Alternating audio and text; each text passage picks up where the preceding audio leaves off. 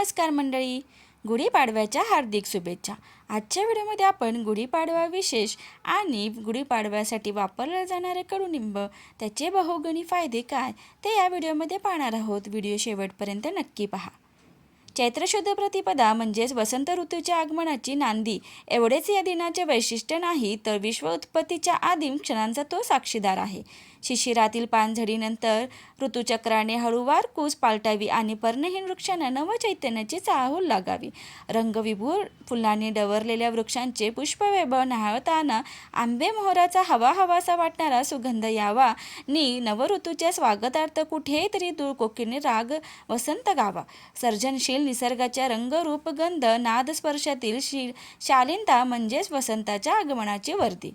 आयुर्वेदाचा दृष्टिकोन पाहिल्यास गुढीपाडव्याच्या दिवशी कडुनिंब, हिंग, गुळे, धणे, जिरे, ओवा एकत्र करून तयार केलेल्या जीवनरसाचे सेवन केले जाते.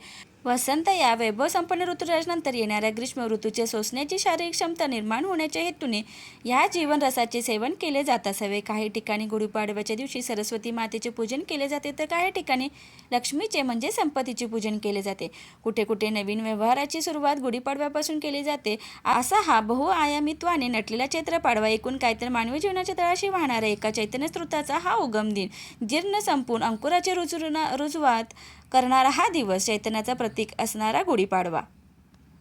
पुढे आता कडुलिंबाचे औषधी गुण पाहूयात. कडुलिंबाचे प्राचीन काळापासून आयुर्वेदिक औषधी म्हणून वापर होत आहे. हे एक असं झाड आहे जे खूप कडू असतं, पण आपल्या औषधी गुणांमुळे या झाडाचं महत्त्व खूप मोठं आहे. त्वचा व केसांची काळजी घेत रक्त शुद्ध करण्याचं काम कडुलिंब करतं. यासाठी कडुलिंबाच्या पानाचा काढा बनवून प्यावा. जर हातापायाला खूप घाम येत असेल तर कडुलिंबाचं तेल उपयुक्त आहे. चेहऱ्यावर मुरूम झाल्यास ही कडुलिंबाचं तेल उत्तम ठरतं.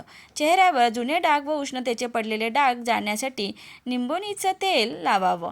फोड आल्यास कडुलिंबाची साल घासून लेप लावा. जर केसांमध्ये उवा झाल्या असतील तर कडुलिंबाचं तेल लावा. टक्कल पडलं असेल तर कडुलिंबाचं तेल लावा. केस पिकत असतील तर कडुलिंब, बोराची पानं उकळून त्या पाण्याचं केस धुवा. कमीत कमी 1 महिन्यात फरक जाणवेल. कुष्ठरोगावर कडुलिंब वरदान ठरले. या रोगावर कडुलिंबानं उपचार होऊ शकतात. ताप आल्यास, टायफॉइड झाल्यास कडुलिंबाचे 20 ते 25 पानं, 20 ते 25 काळी मिरे एका गट्ट्यात बांधून अर्धा लिटर पाण्यात उकळून घ्या. पाणी उकळून घ्या व झाकण लावून ठेवा. पाणी थंड झाल्यावर 4 भाग बनवून सकाळ संध्याकाळ 2 दिवसापर्यंत प्यावं. कडुलिंबाची पानं बारीक करून दही मुलतानी मातीमध्ये मिसळून पेस्ट बनवा. हा पॅक चेहऱ्यावर लावल्यास चेहऱ्यावरील डाग काही दिवसातच नाहीसे होतात. उन्हाळ्यात कडुलिंबाचा वापर त्वचेवरील मुरुमे बरे करण्यास होतो. जर कुणाला रुग्णाला लघवी होत नसेल तर कडुलिंबाची पानं बारीक करून पेस्ट पोटावर लावा, बरं वाटेल. दातांच्या आरोग्यासाठी कडुलिंब उपयुक्त आहे. बबूळ काड्या कडुलिंब दात स्वच्छ करायला वापरतात. शक्य असेल तर घरीच मंजन बनवून घ्या. यात जळलेली सुपारी, जळलेल्या बदामाचे साल, 100 ग्रॅम खडू, 20 ग्रॅम बेडा, थोडी मिरेपूड, 5 ग्रॅम लवंग, अर्धा ग्रॅम पेपरमिंट बारीक करून मंजन तयार करावं. मंजनाच्या वापराने दाताच्या सर्व समस्या दूर होतात. पोटाची समस्या असेल तर, पोट साफ होत नसेल तर निंबुनी खा. पोट साफ होईल, स्वच्छ रक्त होईल आणि भूकही चांगली लागेल. शिळं अन्न खाल्ल्याने उलट्या पित्त वाढतं. यासाठी कडुलिंबाची साल, सुंठ, मिरेपूड 8 ते 10 ग्रॅम सकाळ संध्याकाळ पाण्यासोबत घ्या. 3 ते 4 दिवसात पोट साफ होईल. जर हागवण लागली असेल तर कडुलिंबाचा काढा प्या. कान दुखत असेल तर, कानात पू येत असेल तर कडुलिंबाचं तेल मधात मिसळून साफ करा. पू येणं बंद होईल. सर्दी खोकला झाला असेल तर कडुलिंबाची पानं मधात मिसळून चाटण घ्या. गळ्यातील खवखव बरी होते.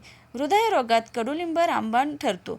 जर हृदयरोगाची भीती असेल तर कडुलिंबाच्या पाण्याच्या ऐवजी कडुलिंबाच्या तेलाचं सेवन करा. डोळ्यांची जळजळ होत असेल, मोतीबिंदूचा त्रास होत असेल तर कडुलिंबाचं तेल डोळ्यात अंजनासारखं घाला. डोळे सुजले असतील तर कडुलिंबाची पानं बारीक करून डावा डोळा सुजला असेल तर उजव्या पायाच्या अंगठ्याला लेप लावा. डोळ्यांची सूज उतरेल व लाल झालेले डोळेही बरे होतील. कानात किडा गेला असेल तर कडुलिंबाच्या पानाचा रस कोमट करून चिमूटभर मीठ टाकून कानात थेंब टाका. एकाच प्रयत्नात किडा मरेल.